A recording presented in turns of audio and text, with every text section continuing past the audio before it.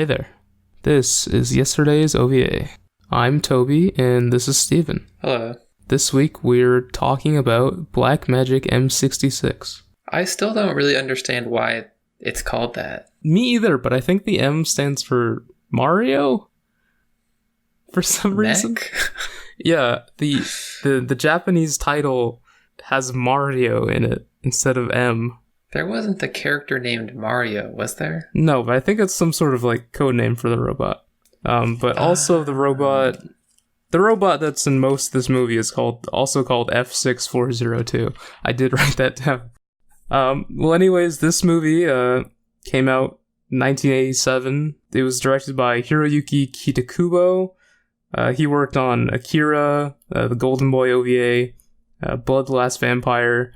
But more importantly, this was also written and directed by Masamune Shirow, who you may know as the creator of Ghost in the Shell.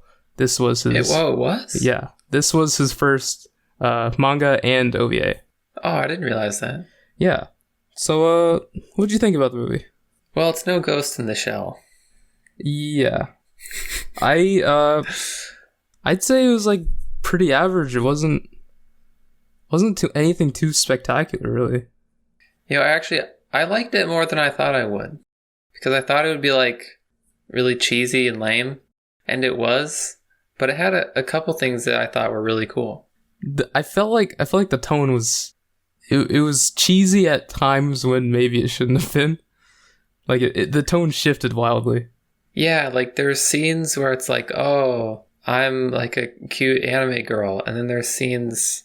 where it's like guy gets like lasered in half. Yeah, exactly. It's like people screaming and losing limbs, and then there's some sort of comedic moment between like two journalists, and they're just like cracking jokes at each other, and it's like, what's going on? Yeah, tonally it was really all over the place. Also, I thought it was weird. I did not expect the robots to be like elf girls. Maybe we should do a story recap here. Yeah, that's probably a good idea. All right, so movie starts out. There's this helicopter that crashes for some reason, and it drops some pods which contain the Mario 66s. And then it cuts to an anime apartment.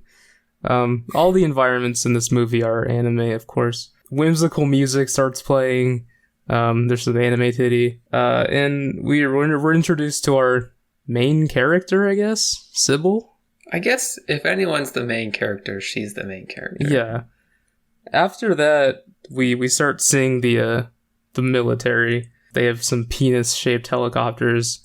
Okay, I actually really liked all the ship designs. Oh yeah, they're great, but they do look like peni. I get that they do all resemble peni. But in like a cool way, not like a dorky way. Yeah, I think there's some sort of Star Wars ship that they look all like. I'll have to find that out later. You know, they sort of look like the kind of with like the sloping front part. You know, like the ships that like the clones fly into Bug Planet on. They don't look like those, but yeah, in a way. I think you're thinking of a different one, which is also the same thing I'm thinking of. But they don't look like the clone transports. Anyway, that doesn't matter. The helicopters fly in. They lower down some troops. They're investigating the crash. Then you have this grizzled major who has a younger man's voice, which is a bit jarring. I also should mention that we did watch a dub of this movie, because I think that adds to the experience. It's extremely bad. The dub. I feel like some of the actors were extremely bad, which made it really funny, but other people were just like, oh yeah, it's fine. Yeah, like some side characters just come out of nowhere, and it's like, wow. Like some of the soldiers' voices are just really funny. More on that later. But yeah, there's apparently two robots down there, and then we're introduced to Dr. Slade, who's this friggin' hunchback boy, old man. Some more whimsical music, because we just cut away from that scene. Sybil and her, I guess, journalist partner Richard are there hanging out together. Well, they show up and they try and find what's going on, and they see like, oh, the military's here. This is a big scoop. Oh yeah, and Sybil dumped her husband, apparently. Just a bit of backstory, which doesn't matter. It never, comes back up later. It's just, she got a divorce. Yeah. Right? That's too bad. One of the penis helicopters goes to another house, and just caves in the roof due to the sheer force of the wind it generates. Yeah, they destroyed that house. Yeah. And inside the house is the granddaughter of Professor Matthews, the co-creator of the robots, I guess. I thought it was implied that he is the sole inventor and the other guy was just some random person. That might be it. The hunchback guy ends up playing basically no role at all in the story. Right. He doesn't really even need to have a name, but they gave him one. So she Skypes into her grandpa because apparently the helicopter came to say, hey, the robots escaped, so that's bad. And he sounds like a parrot. His voice is something else. Yeah, he's real weird. There's also some sort of robot maid. I guess robots are just kind of a thing in this. I think it's like he's the only one who has robot maids. Is that it?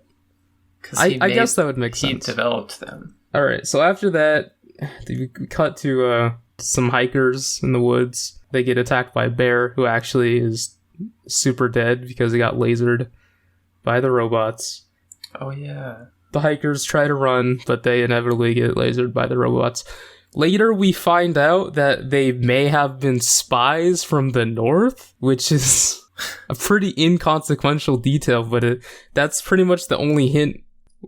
One of the few hints we have that there's conflict in the background between some countries. Yeah, something else that just never really plays into anything in the story. Yeah. So the military is still kind of trying to figure out where the robots are. Sybil and Richard are in the forest there, just not hiding at all. And of course they get caught. And there's this one soldier with an eye patch, and he has a sassy gay man voice, which is pretty funny. A lot of the military guys have sort of a G.I. Joe feel to them. Right. It's pretty cool how diverse they are. There's this guy with a really heavy Spanish accent later. You got a lot of black soldiers. He's the best character. Yeah. Paco. Yeah, Paco is great. Rest in peace. He's the best character in the movie. Spoiler alert, Paco does get lasered and or exploded.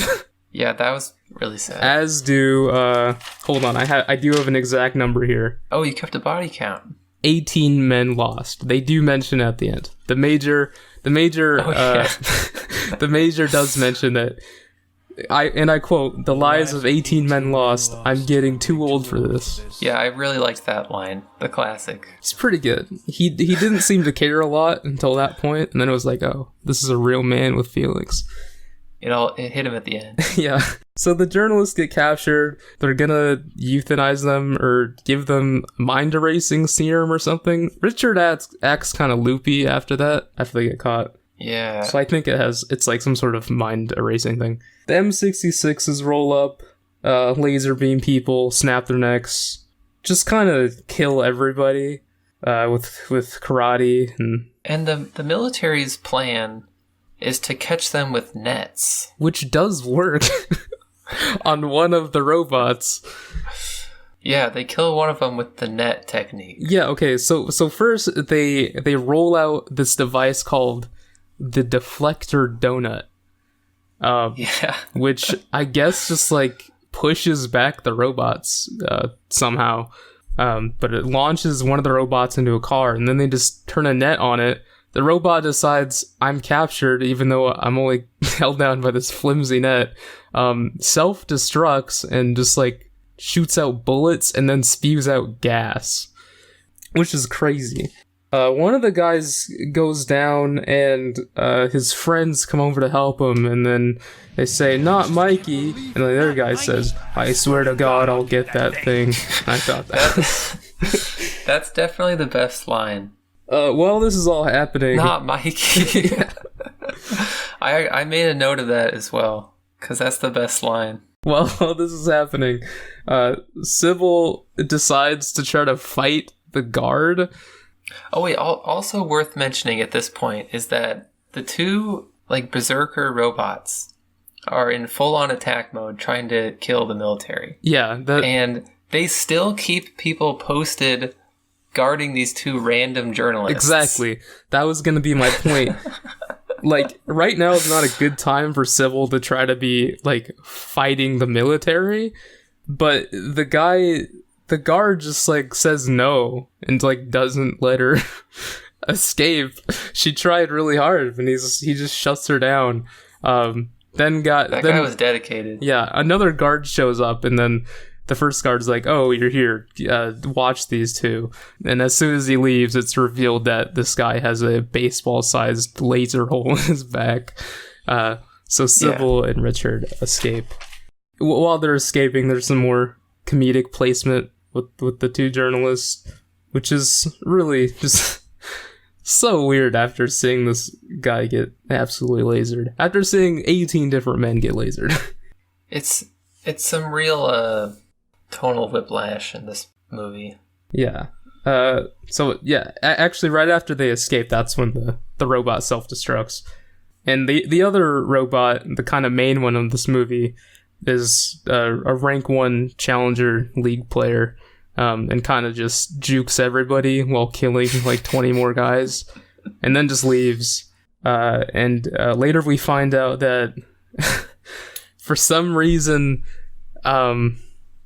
what happened here?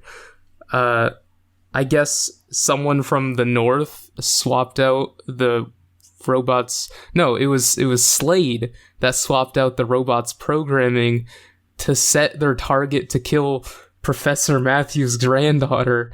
Yeah, it's never exactly explained why that happened. I think it had something to do with people from the north, like trying to stage an incident. But I thought they said that it was like they crashed it as like a test. It's kind of unclear. They like give kind of like guesses as to why stuff happened, but it's like the military like doesn't know what's going on really. It's a bit ambiguous. They made these killer robots and they're really bad at using them. Yeah. So Sybil actually recognizes the scientist for some reason. I don't really know what he did. I think he was at some sort of show that she was also at. So she recognizes the scientist, and then it cuts to this really cool cyberpunk city. It's basically like Coruscant from Star Wars.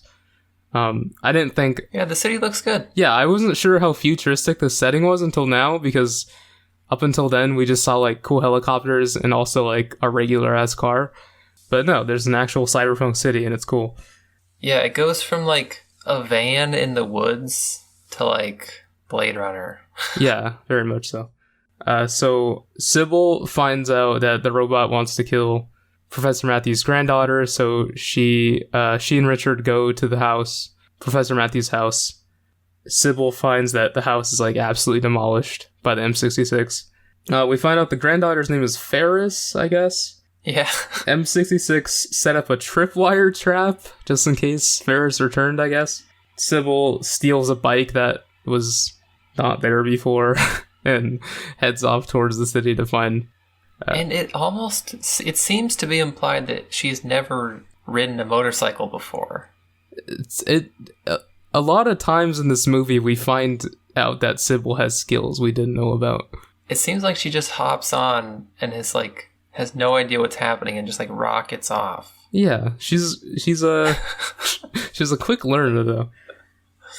Does she basically have the same job as the guy in Nightcrawler?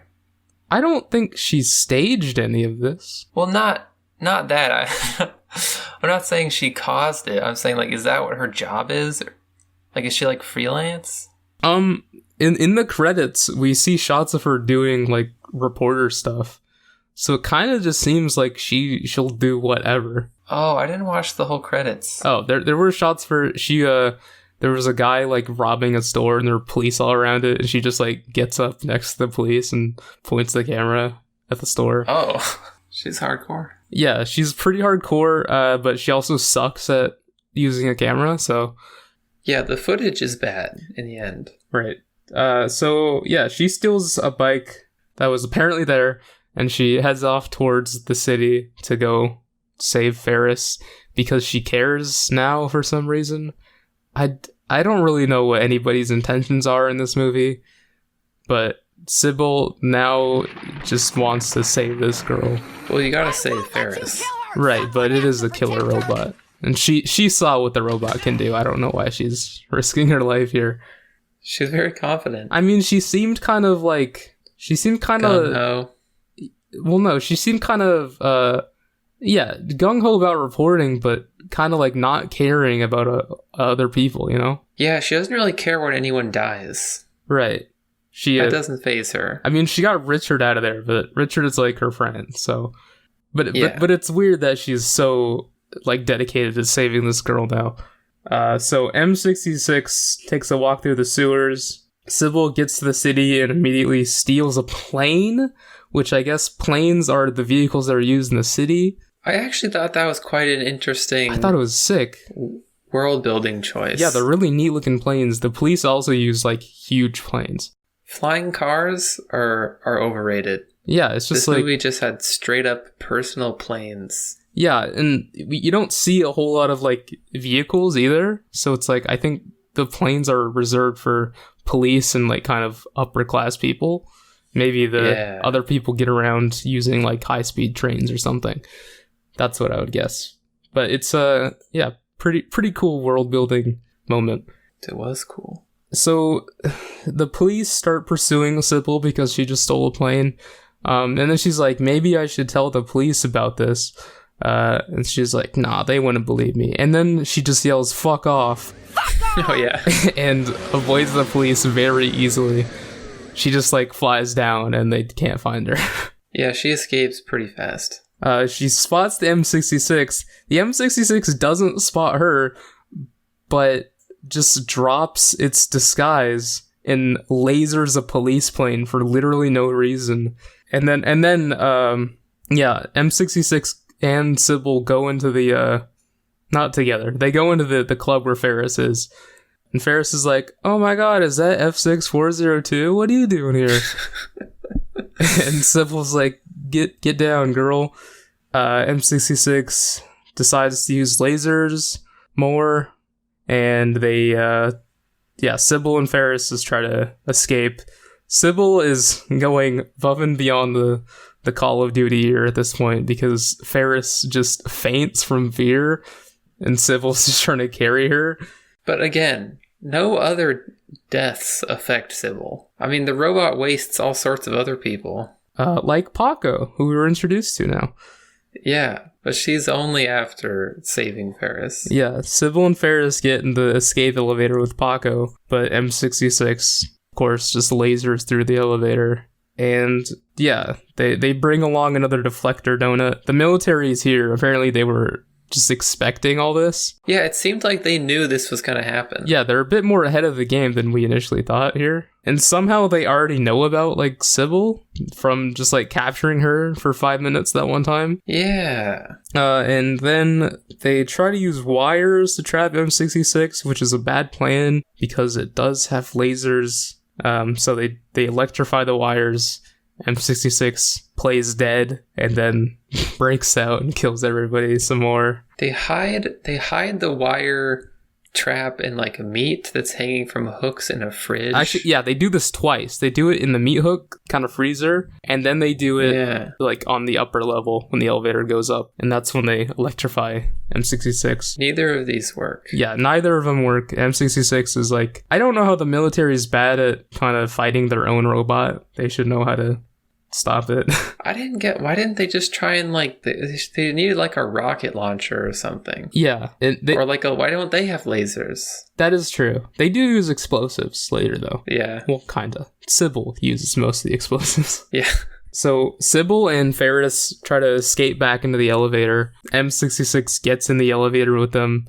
Sybil activates the deflector donut, and it's just kind of a really intense moment as they're trying to get up to the roof while repelling M-66 in this like 5-foot space. The scene where they're like bumping the robot away with the like deflector donut in the elevator is actually really good. Yeah, they're kind of just like spinning around as the robot circles them, and they have to keep the deflector donut in front of them. That was a good scene. Yeah. Okay, so they get up to the roof. We're actually near the end here. This movie felt like it went by really fast. There's not a whole lot of story to it. It's literally just people running from the robot. It's a what more do you want? It's a classic. I don't know. I kind of expected something more like narrative, you know? Have you ever seen a Terminator? But it's literally just like robots got out. They were accidentally programmed to kill the scientist's granddaughter. We need to save her. That's it. It's a classic tale. So they start using some explosives. The military's up there. The building starts getting destroyed. Sybil decides to blow it up even more, and somehow gets out unscathed, just like totally not hurt at all. She picks up a gun because apparently she knows how to use that too. Yeah. Building keeps caving in. They have a last-ditch effort to escape. It looks like they're gonna die. Sybil accepts death and just like starts pointing a camera at the robot. And then it turns out there's another box of explosives, and it as a helicopter flies by, the wind kind of pushes the box of explosives over, blowing up the M-66, and it falls 1,000,000 feet to its death. And then the building kind of collapses more. Sybil and Ferris fall into this like kind of safety basket. Yeah, it's a nice little basket. Yeah, that the eye patch soldier was in. And then he says this thing which I still can't figure out. Tails up, it falls left. Heads up, it falls right, and your tail's down. And Sybil says, what? And I also said, what? I think he meant like... So I thought about this, trying to interpret this line. I believe what he meant was he had to just guess which direction the building was going to fall and just put the basket there. So he guessed right, and they fell into the basket. But the building could have just fallen the other way, and they could have just died. Oh, okay. So he's saying basically lucky catch. Yeah, he just said it in like the most convoluted way possible. Tails up, it falls left. Heads up, it falls right. And your tail's down. What?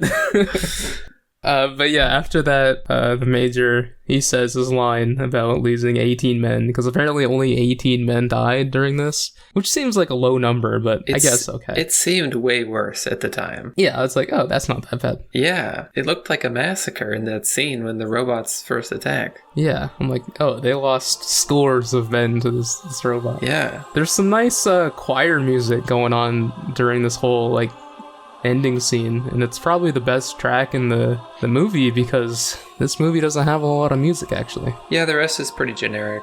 Yeah, there's like only 3 other tracks, and then like this track, and then the credits music, which is really upbeat and fun to listen to.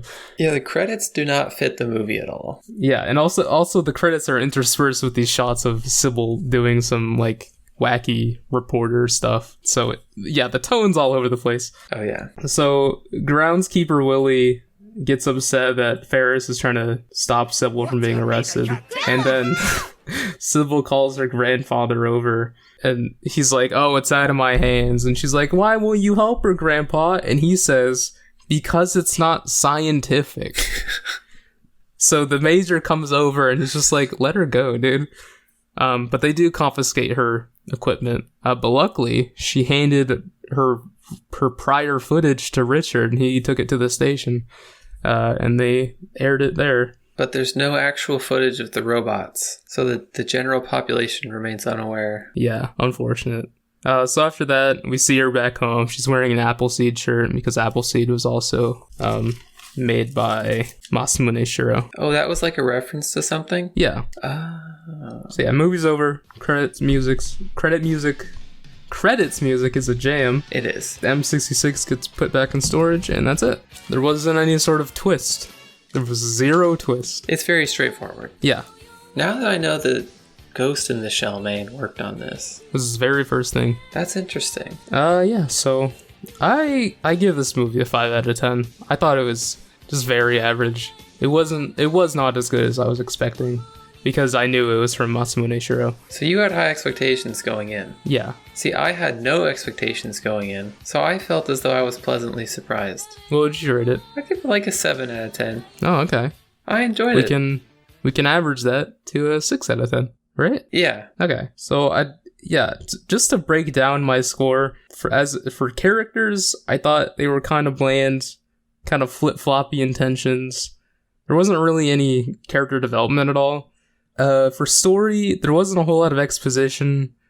It moved very fast. There wasn't any sort of like twists or turns in the story, really. It was just like, there's a killer robot, just stop it.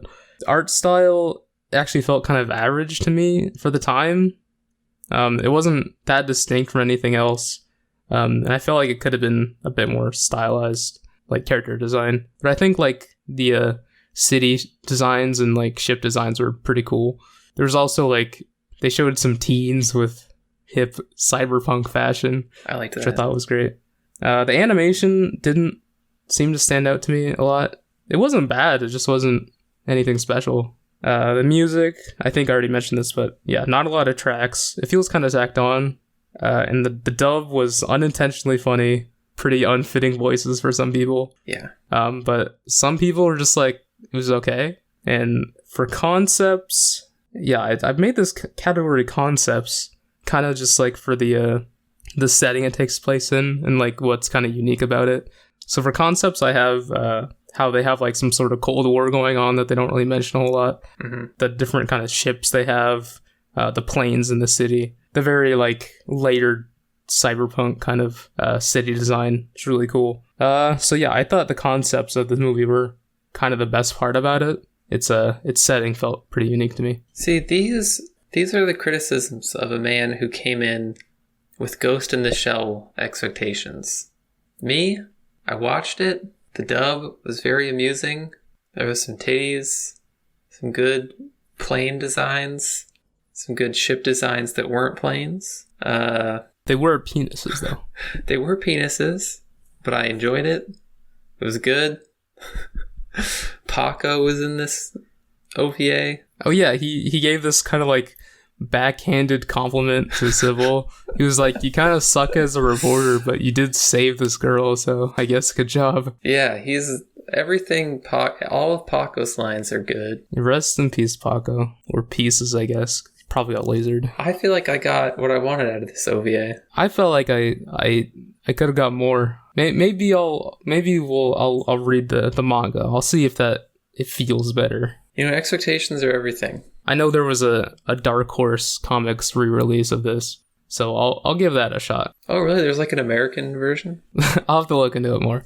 But I know they did kind of re-release it recently. So yeah, I think that's gonna do it. I think so. What do you think we're gonna do next time? I have no idea. You tell me what we're gonna do next time.